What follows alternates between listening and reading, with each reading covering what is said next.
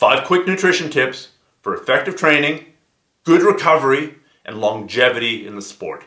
The topic of nutrition is really complicated, and there are so many different paradigms, and it's changing all the time, but some things are pretty much not very controversial. Some things are cut and dried, and whether the guy's a paleo guy, whether the guy's a low-fat guy, whether they follow this crazy diet or that crazy diet, and they're advocating this kind of supplement or that kind of supplement, pretty much these 5 tips, I hope everybody who has any kind of credibility would agree on. These are going to be quick because I don't want this to turn into a giant hour-long video essay. So number 1, sugar.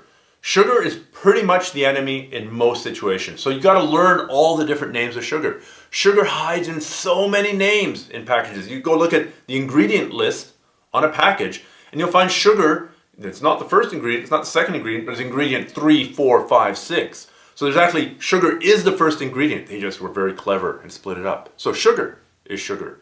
Glucose fructose is sugar. Cane syrup is sugar. Raw rice syrup is sugar.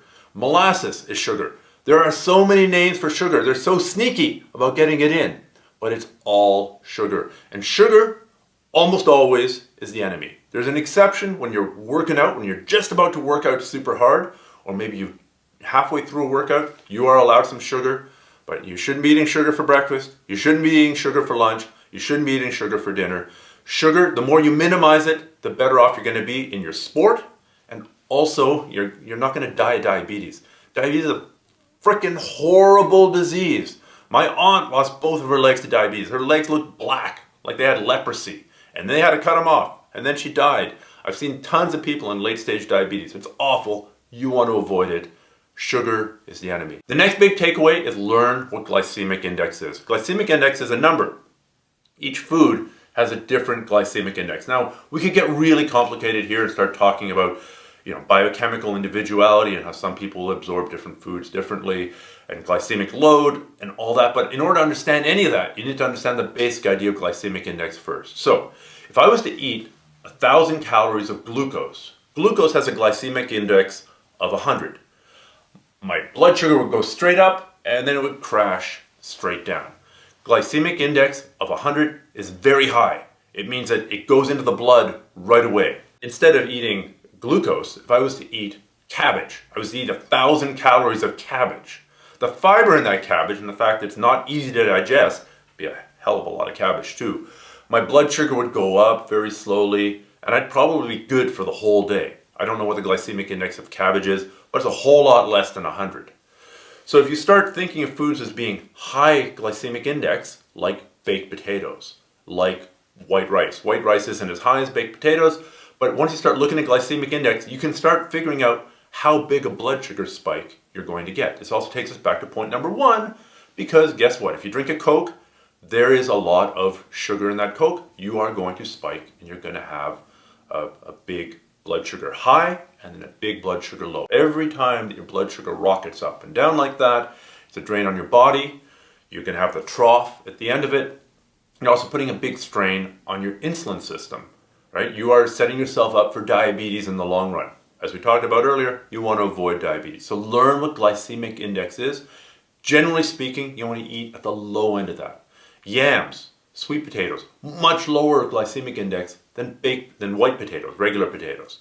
So if you can have the choice of which ones to have with dinner, you're going to choose the yams. You're going to choose the sweet potatoes. Brown rice, a little bit lower glycemic index than white rice. So if it's a choice between going for the brown rice sushi and the white rice sushi, go for the brown rice sushi. To tie these two concepts of sugar and glycemic index together, let's take a look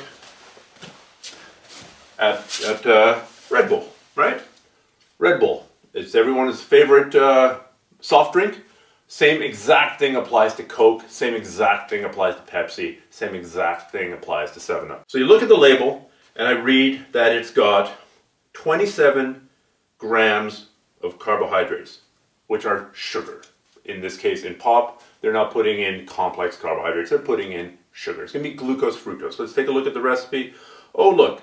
Carbonated water, sugar, glucose fructose, citric acid, taurine. So the 2 of the first 3 ingredients are sugar. So there's 27 grams in there. 1 teaspoon of sugar is 4 grams. So that's 4 8, 12, 16, 20, 24,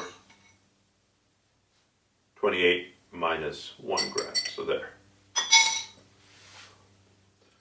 So if you're going to drink this, you're essentially eating this much sugar.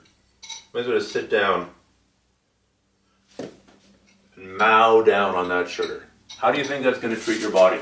So, learn to read labels, learn to find the hidden sugars, and learn to recognize the things that are going to spike your blood sugar hugely high because of the high glycemic index.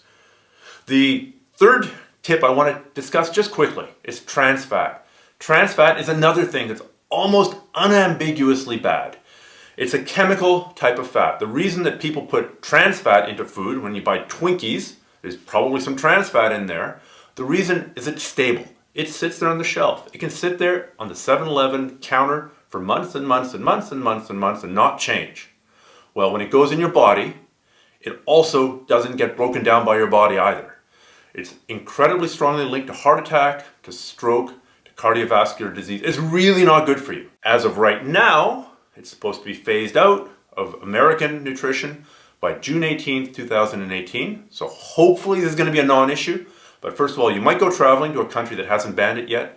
And second of all, given all the reversals that are happening with like the environmental protection, with our land and our air and our water, who knows if the protections around food are going to also be eroded by the current administration. So trans fat is unambiguously bad. There's nobody out there saying that trans fat is good for you. The commercially manufactured trans fat that's going into, is essentially a form of oil. It's a form of stable oil. You don't want stable oil in your body. You want oil that you can break down. Most nutrition labels will break out fat and trans fat. My rule is if there's trans fat in it, don't eat it. You want to scare yourself? Go look at the popcorn packages. The microwave popcorn. That stuff has to sit on the shelf at the supermarket for months and months and months. And then oil can't go rancid. It has to taste good. And it tastes good when it goes pop, pop, pop, pop, pop, and pops up. But it's basically super high in trans fat to keep it stable and to poison you. So avoid trans fat. Rule 4, eat more veggies, and potatoes don't count as veggies. The more colorful vegetables you can eat, red peppers, yellow peppers, green beans, Brussels sprouts, kale, anything with color, and most fruit as well. The only problem with fruit is some of it tends to be high sugar. So fruit juice is not fruit and vegetables, and potatoes are not vegetables. The more vegetables you can eat, the better. They're high in fiber, taking us back to the glycemic index thing. There's a ton of antioxidants, there's a ton of micronutrients, there's a ton of essentially supplements. Real food, unprocessed food, is the ultimate supplement you can have. Eat more veggies. Half your plate should be full of veggies, and then the rest of the plate should be full of other stuff. Fifth tip, be mindful of your eating right before training and right after training. Find something that you can eat right before training and find that magic time that makes you feel good on the mat or in the dojo or in the training hall or working out. I learned this the hard way when I was age 15. I went off to a really physically tough kung fu class with a couple of pork chops in my belly because I just wolfed those down, then ran off, and 15 minutes later I was doing push-ups and calisthenics, and 18 minutes later I was busy barfing in the waste paper basket at the side of the gym. It was the first time throwing up while working out. It's kind of a rite of passage, and I learned that pork chops are not a good pre-workout supplement. So find something that works for you. I find personally, and this is just me, you're going to find something different for you. A slice of whole wheat toast with some almond butter about half an hour before training, and I'm good to go. That's just got the right mix of fat and carbs, but doesn't overload my stomach, allows me to work out fairly hard, fuels me for that workout, and allows me to get the most out of that time. You got to find what works for you. Incidentally, most pre-workout supplements are nothing but caffeine and sugar, taking us back to the number one point. Yes, they might have, inosol dipicolate, ethyl methyl bad stuff in it as well, and claim that that's the actual secret ingredient. Take a look at the amount of caffeine. These things are just caffeine and sugar bombs, and no wonder you feel like working out, and no wonder you have difficulty sleeping afterwards. The second part of the nutrition around training is your post-workout nutrition. If you've really drained yourself with a hard workout, and you're just completely beaten down? Well, number one, you're dehydrated. So drink something, drink a quantity of water. Don't just go and drink at the water fountain because you don't know how much you're getting into you. Have a liter of water. Drink at least half a liter of water. I like to drink a liter of water. That way I know I'm getting enough liquid right after working out. Second point of the post-workout thing is you'll recover a lot faster if you get some kind of solid food with some carbs, maybe a bit of fat, and protein into you right after you eat. Right? If you have like a post-workout shake, that's a great time to get some food in your system because it'll start the recovery process. Your body can start building itself up again, start repairing all the little micro trauma, the little muscle tears, the little aches and pains. It can start repairing that, but it needs stuff to work with. So a little bit of carbs, a little bit of protein. You can use like a protein shake or a post-workout shake and go make a smoothie, go pound something into your mouth right after your workout, and that should help a lot. So I hope those 5 points, sugar, glycemic index, trans fat, veggies, and workout nutrition helped a little bit. Like I said, this is a gigantic topic. I could go on for hours and hours and hours, and I would probably be wrong about some aspects of it, but almost anybody who's standing here telling you what's going to work for you is going to be wrong. Those 5 things, though, I think are fairly uncontroversial. They're fairly well proven by science, and I think if you implement them, if you try implementing them, you'll only benefit. All right? Good luck, and I'll see you on the mats another day.